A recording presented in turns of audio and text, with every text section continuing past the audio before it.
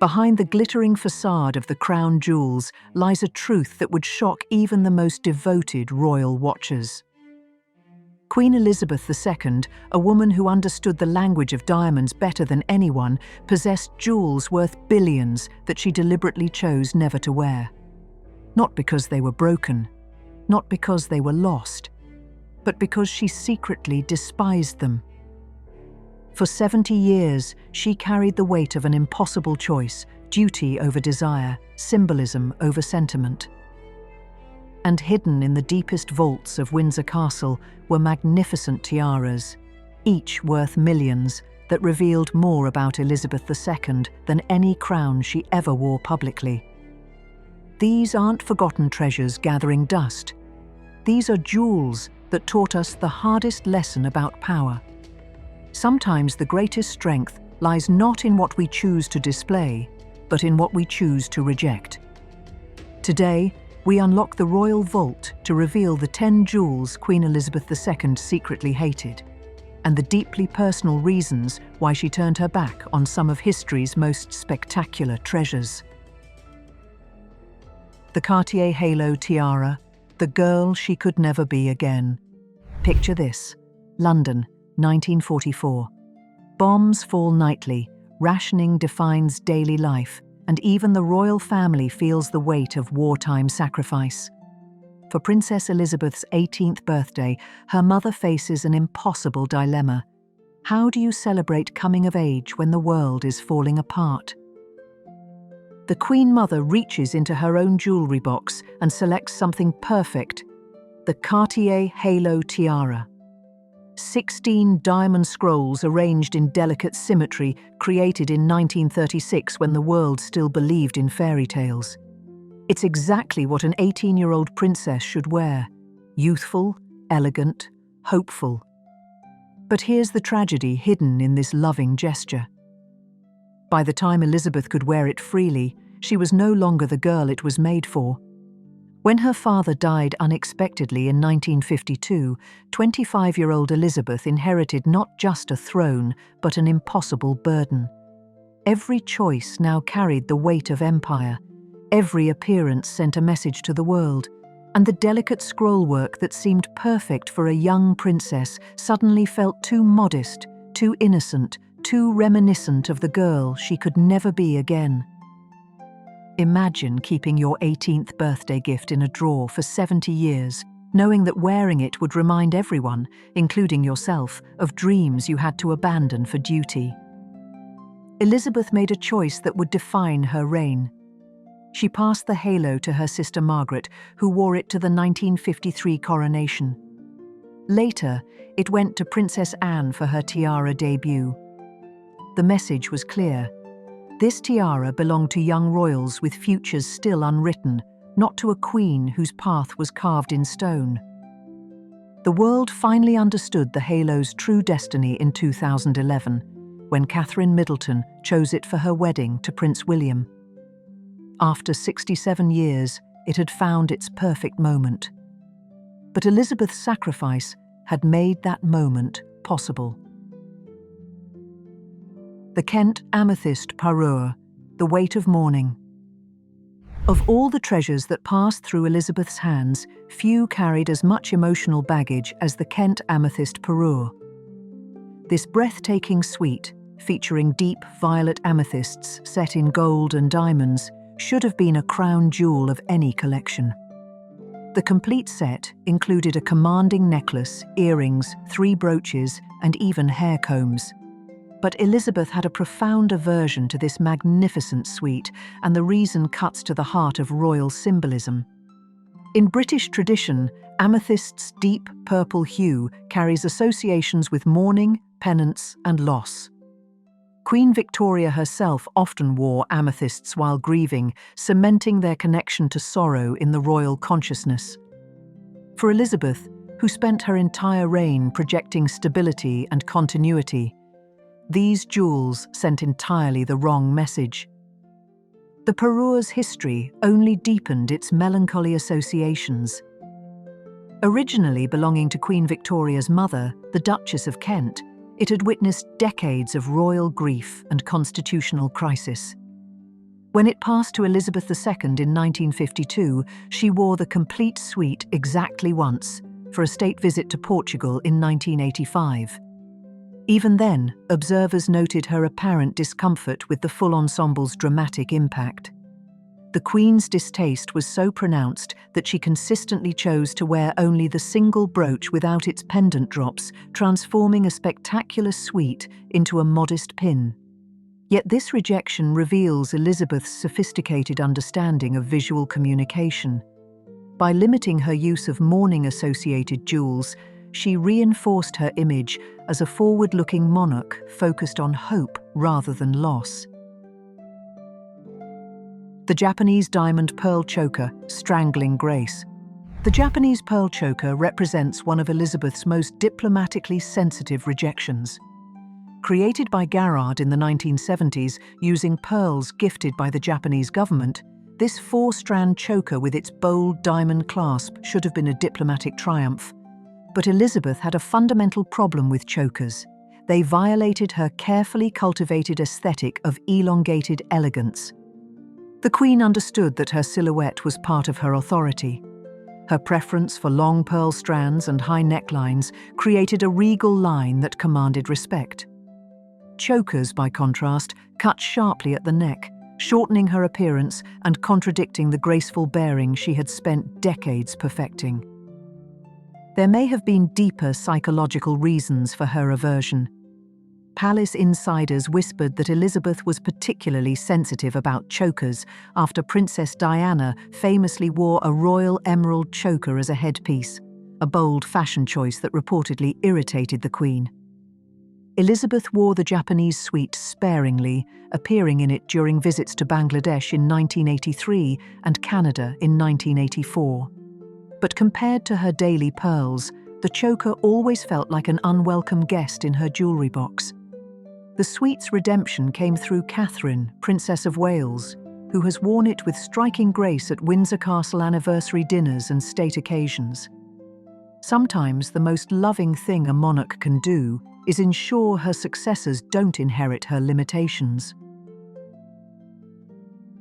The 5 Aquamarine Tiara, too modern to be royal.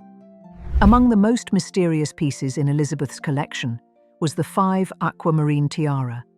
5 striking oval aquamarines framed in diamond ribbons and bows. Unlike her beloved Brazilian aquamarine tiara, which radiated classical grandeur, this piece felt oddly contemporary, even theatrical. For Elizabeth, who valued timeless elegance above all else, it simply wasn't royal enough.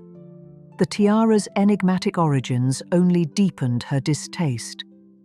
No official records detail who commissioned it, when it entered the royal vaults, or whether its aquamarines came from the same Brazilian source as her other set.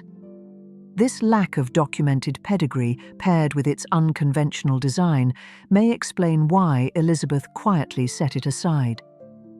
She wore it publicly just once, in 1970 during a banquet in Yellowknife on her Canadian tour. After that evening, it disappeared from view for over 4 decades, leading some to speculate it had been dismantled or damaged. The tiara's resurrection came through Sophie, Duchess of Edinburgh, who wore it to royal weddings in Luxembourg and Sweden, proving that Elizabeth's rejection wasn't about the jewel's inherent beauty, but about its failure to match her personal aesthetic vision. Empress Maria Feodorovna's sapphire choker, Russian drama. The sapphire choker that once belonged to Empress Maria Feodorovna of Russia carried enough drama to fill a Tolstoy novel. 4 rows of pearls held together by 20 diamond bars, finished with an angular sapphire and diamond clasp that could detach into bracelets. It was a masterpiece of imperial jewellery. But Elizabeth's well-established dislike of chokers meant this historically significant piece appeared around her neck only once during her entire reign. The choker's story reads like a thriller. Originally worn by the Russian Empress in the 1890s, it became one of the few jewels she managed to escape Russia with during the Revolution. After her death in 1928, Queen Mary acquired it for £6,000, wearing it occasionally in the 1930s. When it passed to Elizabeth in 1953, her distaste for restrictive neckwear meant it quickly found a new home with Princess Anne. Unlike her mother, Anne embraced the piece's dramatic history, wearing it for her 50th birthday and Prince William's wedding gala in 2011. Elizabeth's rejection of this piece reveals her pragmatic approach to royal duty. She understood that some jewels, no matter how historically significant, simply didn't serve her carefully crafted public image. Queen Victoria's wheat, ear brooches, cumbersome grandeur. 6 large diamond wheat stalk brooches, gleaming and intricate, yet overwhelmingly cumbersome. That was Elizabeth's assessment of Queen Victoria's wheat ear brooches. Originally commissioned in 1830 by King William IV for Queen Adelaide, these pieces used 580 diamonds from King George III's collection. Elizabeth found their sheer size made them difficult to wear gracefully. Unlike her preference for subtle yet commanding jewels that enhanced rather than dominated her appearance, these brooches felt unwieldy and impractical. She occasionally wore them creatively, sometimes as hair slides in place of a tiara for less formal evening events, or paired together as traditional brooches for extremely rare public occasions. But these appearances were exceptional, as the pieces simply didn't align with her refined aesthetic philosophy. The brooch's most notable modern appearance came in 2018, when Elizabeth loaned 3 to Princess Eugenie for her wedding reception, where they served as dramatic hair ornaments. This gesture demonstrated Elizabeth's understanding that some jewels needed younger wearers to truly shine. The Greville Emerald Kokoshnik, too powerful to wear. The Greville Emerald Kokoshnik should have been the crown jewel of any collection. A 93.7 carat cabochon emerald, imagine a green stone the size of a quail's egg, surrounded by rose-cut diamonds in the traditional Russian style. When Boucheron crafted it in 1919, they created not just jewelry, but a weapon of seduction. But this emerald masterpiece came with invisible chains that kept it hidden for over 70 years. Dame Margaret Greville, the society hostess who commissioned it, understood power. When she died in 1942, she shocked the establishment by leaving her entire collection to Queen Elizabeth, the Queen Mother. But palace insiders whispered about the Kokoshnik's questionable provenance, code for secrets too dangerous to speak aloud. Elizabeth II inherited the piece but never wore it publicly. The tiara was too powerful, too controversial, too laden with history for regular use. When rumours swirled that Meghan Markle had requested it for her 2018 wedding, Elizabeth's response was swift and final: absolutely not. But just 6 months later, Princess Eugenie appeared wearing the very tiara that had been deemed unwearable. The emerald blazed like green fire under the chapel lights, and suddenly the world understood why this piece had remained hidden. Not because it was unwearable, but because it had been waiting for exactly the right moment to emerge. The diamond bandeau, grandmother's expectations. Sometimes the most painful gifts are those given with the purest love. In 1893, the people of Lincolnshire presented young Princess Victoria Mary of Teck with a simple diamond brooch to celebrate her engagement. Nearly 40 years later, as Queen Mary, she commissioned Garrard to transform that beloved brooch into something extraordinary, the diamond bandeau. 11 sections of brilliant cut diamonds in perfect Art Deco symmetry, with the original Lincolnshire brooch as its centerpiece. It was wearable architecture, a crown fit for the modern age. When Queen Mary died in 1953, she left this masterpiece to Elizabeth. But Elizabeth never wore it. For 65 years, it remained in the vaults, while royal jewelry experts wondered if it had been damaged, lost, or quietly dismantled. The truth was more complex. This tiara carried the weight of Queen Mary's expectations, her vision of what a modern queen should be. But Elizabeth was forging her own path, creating her own style, building her own relationship with her people. Wearing her grandmother's vision of modernity might have trapped her in the past. The bandeau's perfect moment came on May 19, 2018, when Meghan Markle chose it for her wedding day. The Art Deco lines that had seemed too bold for the 1950s were perfect for a 21st century bride. The Delhi Durbar Tiara, imperial burden. Few jewels have ever been bolder than the Delhi Durbar Tiara, but sometimes being bold means being unwearable. Commissioned by Queen Mary for the 1911 Delhi Durbar ceremony proclaiming King George V as Emperor of India, this towering circlet projected imperial power across the subcontinent. When Elizabeth inherited it in 2002, the empire had become the Commonwealth. The very concept of imperial dominance that the tiara represented was antithetical to everything her reign had achieved. She had spent decades transforming Britain from an imperial power into the head of a voluntary association of equal nations. Elizabeth wore the Delhi Durbar exactly once, during a state visit to Malta in 2005. The choice seemed deliberate. Malta, a former colony turned independent Commonwealth nation, provided perfect context for this imperial relic. It was her way of acknowledging the past while embracing the future. Perhaps some jewels are simply too heavy with history to wear comfortably in the modern world. The Meander Tiara, geometric rejection. The final piece in our collection tells a story of immediate aesthetic rejection.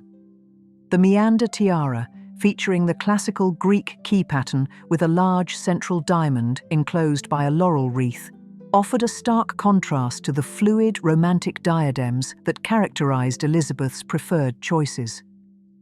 Elizabeth never wore this item publicly. Its geometric style appears to have been an immediate aesthetic mismatch, leading to its quick transfer to Princess Anne in 1972. The immediate gifting of this piece allowed it to find utility rather than languishing in the vaults. Anne adopted the tiara enthusiastically, wearing it for her engagement and 50th birthday, later loaning it to her daughter Zara Tindall for her 2011 wedding. The Meander Tiara became firmly established within the next generation, proving that Elizabeth's personal taste didn't diminish a piece's royal significance.